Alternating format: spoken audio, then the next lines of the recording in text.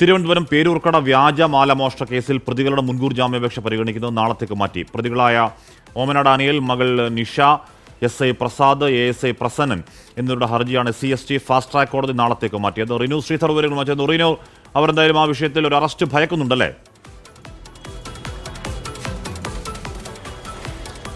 തീർച്ചയായും ഹാഷ്മി, എന്തായാലും SCST കമ്മീഷന്റെ ഉത്തരവിനെ തുടർന്നാണ് പേരൂർക്കട പോലീസ് ഇവർക്ക് 4 പേർക്കെതിരെ FIR രജിസ്റ്റർ ചെയ്ത 2 ആഴ്ചകൾക്ക് മുമ്പ് കേസ് എടുത്തത്. ഈ കേസിനെ തുടർന്നാണ് ഇപ്പോൾ ഈ 4 പേരും, അതായത് വ്യാജ പരാതി നൽകിയ ഓമന ഡാനിയൽ, അതുപോലെ തന്നെ മകൾ നിഷ, അതുപോലെ തന്നെ SI പ്രസാദ്, ASI പ്രസന്നൻ എന്നീ 4 പേരും കോടതിയിൽ മുൻകൂർ ജാമ്യാപേക്ഷ നൽകിയിരുന്നത്. ഇന്ന് മുൻകൂർ ജാമ്യാപേക്ഷ പരിഗണിച്ച കോടതി SCST ഫാസ്റ്റ് ട്രാക്ക് കോടതിയാണ്. കോടതി ബിന്ദുവിനെ, അതായത് ഈ പരാതിക്കാരിയായ ബിന്ദുവിനെ കേൾക്കുന്ന ഒരു സാഹചര്യം ഉണ്ടായി. കൃത്യമായി തന്നെ നടന്ന സംഭവങ്ങൾ ബിന്ദു കോടതിയെ അറിയിച്ചു. തുടർന്ന് ഒരു പ്രതിയുടെ വക്കീൽ ഹാജരാക്കാത്ത സാധ്യത അല്ലെങ്കിൽ സാഹചര്യം ഉണ്ടായി.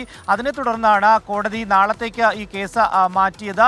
4 പേരും മുൻകൂർ ജാമ്യാപേക്ഷ നൽകിയിട്ടുണ്ട്. പക്ഷേ ഇതിൽ 1ാം പ്രതിയായിട്ടുള്ള ഓമന ഡാനിയലും മകൾ നിഷയും ഒളിവിലാണ് എന്നുള്ളതാണ് അന്വേഷണ സംഘത്തിന് ലഭിച്ചിരിക്കുന്ന വിവരം. നേരത്തെ തന്നെ, അതായത് കഴിഞ്ഞ ദിവസം തന്നെ ഈ സെക്രട്ടേറിയറ്റിന് മുന്നിൽ ഉൾപ്പെടെ എത്തി സമരമിരിക്കാൻ ഒരുങ്ങിയിരുന്നു ബിന്ദു. അത് ഇന്നത്തെ ഒരു ജാമ്യഹർജിയുടെ തീരുമാനം കൂടി വന്നതിന് ശേഷം മാത്രമേ അത്തരം ഒരു നടപടിയിലേക്ക് പോകൂ എന്നുള്ളതാണ് ബിന്ദുവും കുടുംബവും അറിയിച്ചിട്ടുള്ളത്. കാരണം SCST അട്രോസിറ്റി ആക്ട് ചുമത്തിയിട്ട് പോലും ഓമന ഡാനിയലിനെതിരെയും മകളെയും അറസ്റ്റ് ചെയ്യുവാൻ വേണ്ടി പോലീസ് തയ്യാറായില്ല എന്നുള്ളതാണ്. പോലീസും ഈ പ്രതികളും തമ്മിൽ ഒത്തുകളിക്കുന്നു എന്നുള്ളൊരു ആക്ഷേപമാണ് ഈ ബിന്ദുവിൻ്റെ ഭർത്താവ് പറഞ്ഞത്. ഇങ്ങനെ വലിയ ആരോപണങ്ങളും പ്രത്യാരോപണങ്ങളും ഒക്കെ തന്നെ ഉയരുന്നു. കാരണം ഈ SCST അട്രോസിറ്റി ആക്ട് ചുമത്തിയിട്ട് പോലും DYSPയുടെ നേതൃത്വത്തിലുള്ള അന്വേഷണ സംഘം, നിലവിൽ ജില്ലാ ക്രൈംബ്രാഞ്ച് ACP വിജയകുമാറാണ് അന്വേഷിക്കുന്നത്. എന്നിട്ട് പോലും ഈ പ്രതികളെ അറസ്റ്റ് ചെയ്യുവാനോ ഒന്ന് അന്വേഷിച്ച് ചെല്ലുവാൻ പോലും തയ്യാറായിട്ടില്ല എന്നുള്ളതാണ് ബിന്ദുവും കുടുംബവും ആരോപിക്കുന്നത്.